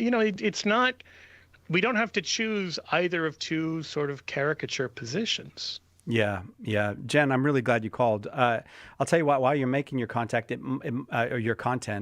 and I wish you would maybe contact Edgar here at Catholic Answers and let him know so we can look at some of your materials, but because we'd love to be supportive of you. But we have a book called The Big Book of Catholic Answers, and you might like it just to kind of reflect on and use as a resource as you make your content. If you would like it, hang on the line. Edgar is going to take your call, so give him your email as well as the rest of it, and we'll get in touch with you, Jen. Thanks very much. Got to take a quick break. Right back with more Joe Heschmeyer. You're listening to Catholic Answers Live. Underwriting for Catholic Answers Live is provided by Real Estate for Life. Real Estate for Life connects homebuyers and sellers to real estate agents while supporting pro-life organizations. On the web at realestateforlife.org. EWTN, teaching the truth. So I listen to this show as frequently as I possibly can, and I love it. Just started listening to EWTN a couple months ago, and I pull phrases and words off of the things you say so that I can use them to talk to him. And I wanted to say thank you. Thank you very much. It really is it's a gift to have this opportunity. And thank you for what you do. I mean, if you two didn't do what you did, then we wouldn't be able to get to express what we do. Who was the first Catholic in your family? Were they evangelized by a friend, a coworker, a stranger? Did you ever think that you could be that person that God uses to save a soul? And that soul could save their family, their grandchildren, and generations to come. At St. Paul Street Evangelization, a Catholic nonprofit, we train, equip, and mobilize Catholic disciples to do the urgent work of evangelization. Catholic Answers is supported in part by St. Paul Street Evangelization, streetevangelization.com.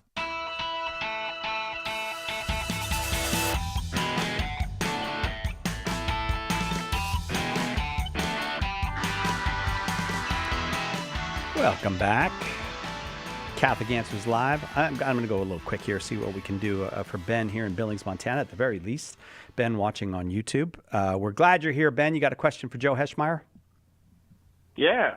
So I know at the end of the Bread of Life discourse, Jesus pretty famously says that the flesh is of no avail. It's the spirit that gives life. And I know that Joe has often made the point that he's talking about the flesh in the sense of our own human physical intellect and the spirit as that's which revealed by God.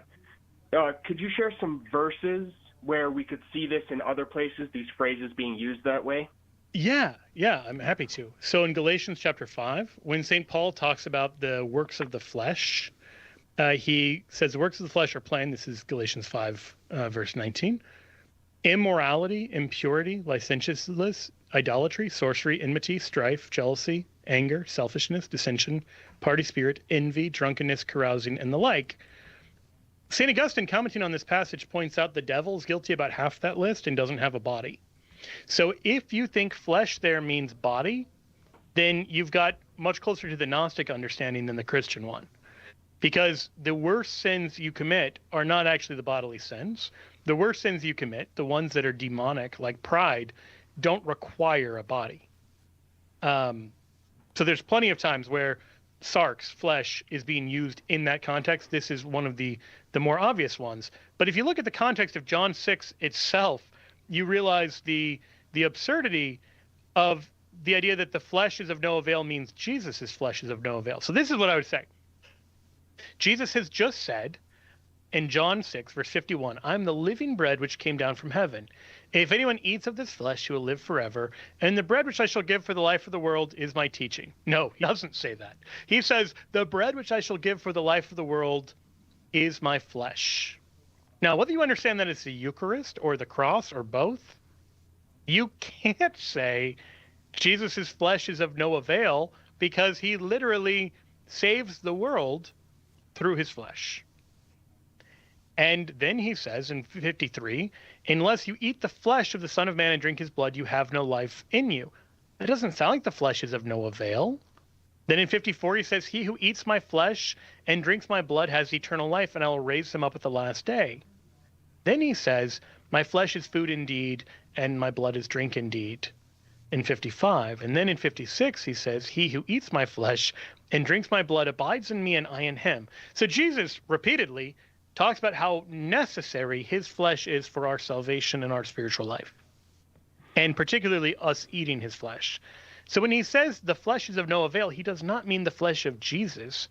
He means our fleshly understanding, meaning unaided by the Holy Spirit. The words he's spoken are spirit and life.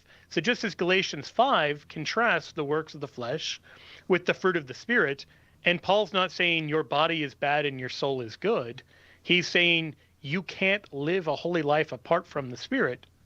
Like flesh and blood is the way humans are described. So the works of the flesh are human works as opposed to Spirit-led works.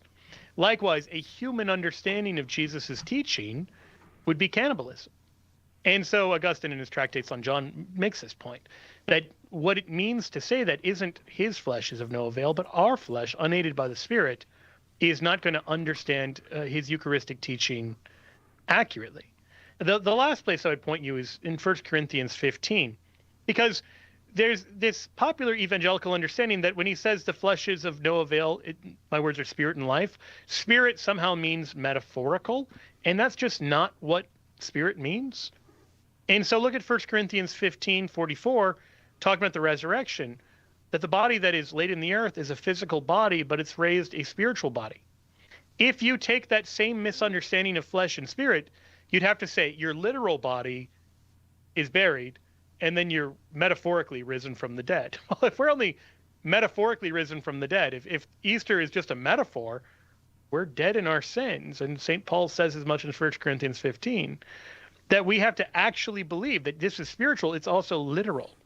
So it's a mistake to think spirit means metaphor, and it's a mistake to think flesh there is referring to the flesh of Christ. Does that help? Yeah, that's awesome. Thank you. Fantastic. The Eucharist is really Jesus. I'd like to send you that book, Ben. Just hang on, and we'll send you that. We'd love to give it to you. Also, Amanda, I'm not going to be able to get Amanda on, but could you send her the book, The Saints Pray for You, Joe's book, The Saints Pray for You? Because I have a question for Joe that I've been a bit anxious to get to. And I hope you don't mind, Joe, that I have a question, just something I'd like to talk about with you. Because please. There's a lot going on in the United States, a lot of moral challenges coming up here and there. And on Monday, Monday of Easter week, we'll do the flannel panel. We're going to talk about Nicaragua, what's going on down there in Nicaragua, and the assaults on the Catholic Church down there.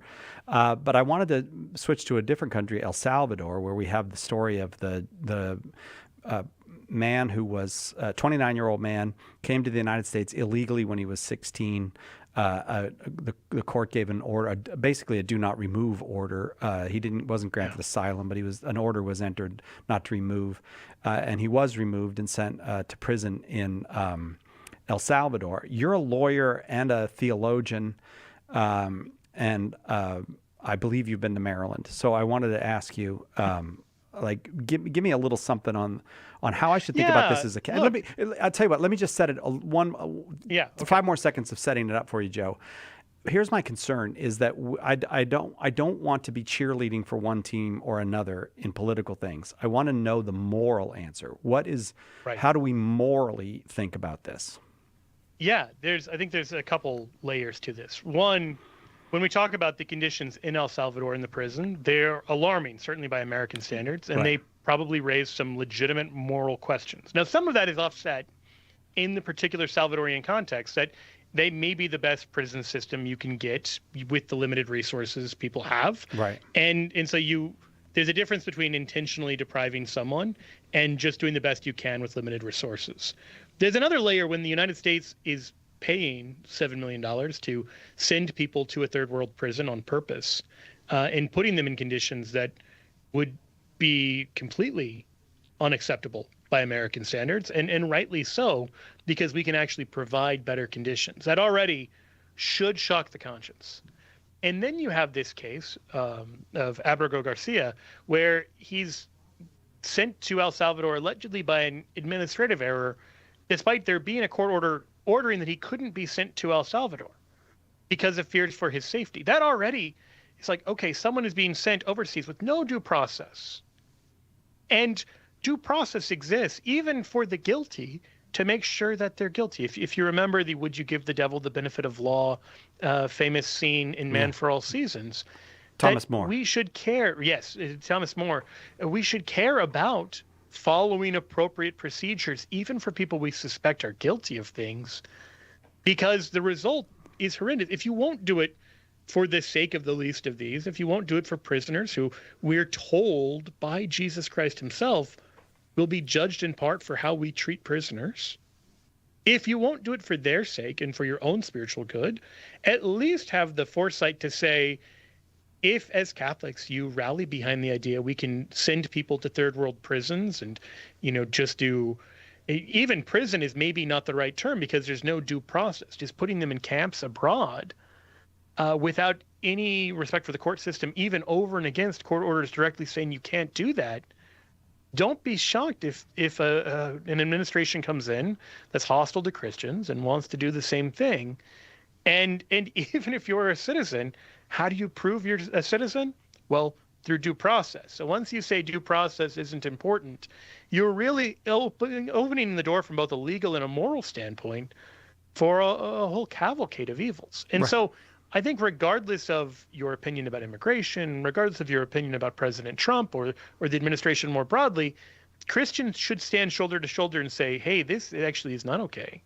This isn't something we should just be silent on or blindly accepting of, because this raises some really serious moral questions, and not just raises moral questions. There are what appear to be some pretty grave violations of human dignity and of human rights that are worth decrying in a bipartisan and cross political lines kind of manner.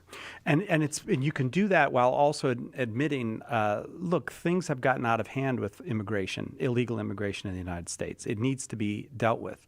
But when you see a person removed to a quite horrible situation without due process, and that person maybe belongs there. I don't know. But that's what judges are for, and that's what courts are for, and bypassing that. Yeah. And I do feel like also we should, I mean, I don't know if you feel this way. I feel like there were some moral outrages of the Biden administration, and we were not shy about talking about that. That's right. And the position of Catholics shouldn't be we just blindly accept what any one group or party does, but we should be holding up the light of the gospel, and we'll all fall short of that. And so, like on an issue like immigration, the options aren't just do nothing or do bad things. There are better ways we can talk about this. Again, in light of the gospel and treating people in a way we would want to be treated ourselves. Our standard is the words of Jesus Christ, nothing else. Well, I shouldn't say nothing else. I mean, he gives us other tools even to judge his words by, but we can't neglect the words of Jesus Christ in these things. And the big days of Jesus coming up. Let's celebrate them, and we'll see you after Easter on Catholic Answers Live.